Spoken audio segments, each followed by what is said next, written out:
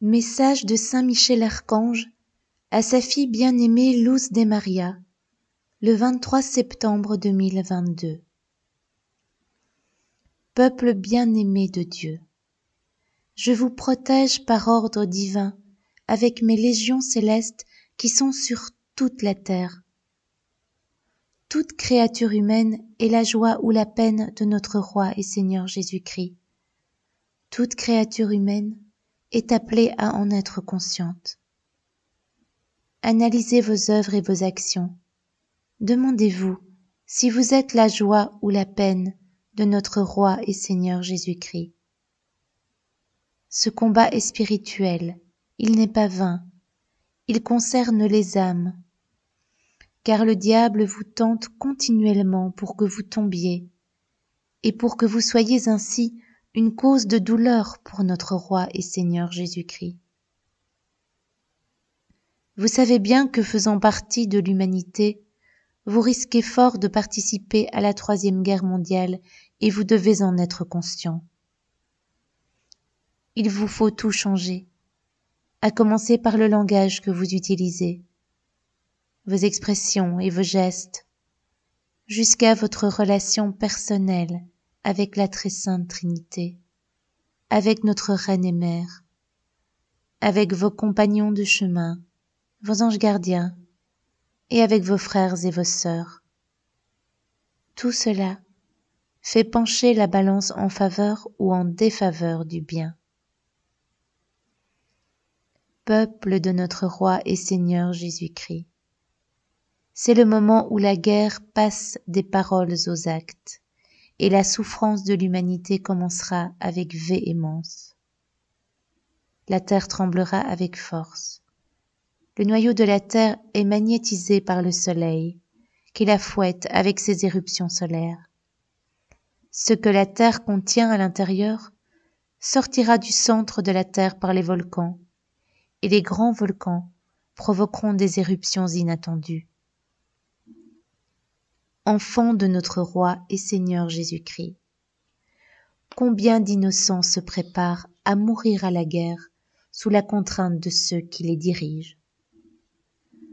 Combien d'êtres humains passeront de la possession de biens matériels au statut de nomades, se déplaçant de pays en pays pour ne pas être la proie de la guerre. Combien quitteront leur pays pour ne pas participer activement à une armée. C'est la folie de la créature humaine avec son ambition de pouvoir qui conduit l'homme à agir inconsciemment.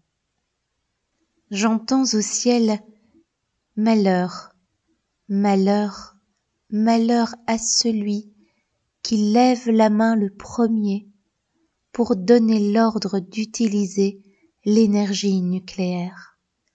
Il vaudrait mieux pour cet homme qu'il ne soit pas né. » Vous verrez un corps céleste brûler dans le ciel et s'approcher de la terre. Résistez, enfants de notre Roi et Seigneur Jésus-Christ, résistez. Restez vigilants sans désespérer. Le Roi du ciel et de la terre vous accorde sa protection et celle de sa très sainte mère avec les cœurs angéliques. Avancez sans vous retourner. L'espérance et la foi en la parole divine ne vous permettent pas de vaciller. Sans crainte, sans hâte, continuez avec une foi ferme dans la puissance de la Sainte Trinité. Soyez des créatures de bien. En tant que chef des armées célestes, je bénis ceux qui prennent cet appel au sérieux. Je vous promets la permanence d'un de mes anges à vos côtés pour vivre les moments cruciaux. Je vous bénis avec mon épée, afin que la volonté humaine ne vous fasse pas tomber dans le mal. Je vous bénis, enfants de notre Roi et Seigneur Jésus-Christ. Saint Michel Archange. Je vous salue Marie très pure, conçue sans péché. Je vous salue Marie très pure, conçue sans péché. Je vous salue Marie très pure, conçue sans péché. Commentaire de Luz de Maria. Frères et sœurs, nous recevons avec gratitude les paroles de notre bien-aimé Saint Michel Archange, qui m'a indiqué que notre très sainte mère s'est habillée de deuil. Cependant, il m'a mentionné que cette couleur de la tenue de notre très sainte mère n'est pas seulement due à des actes de guerre, mais au manque de foi du peuple de Dieu pour garder le calme. Saint Michel Archange, avec son épée tenue haut, nous donne de la force, qui symbolise, comme nous le savons, la force du bien, ainsi que la chose la plus importante, la puissance de Dieu sur Satan.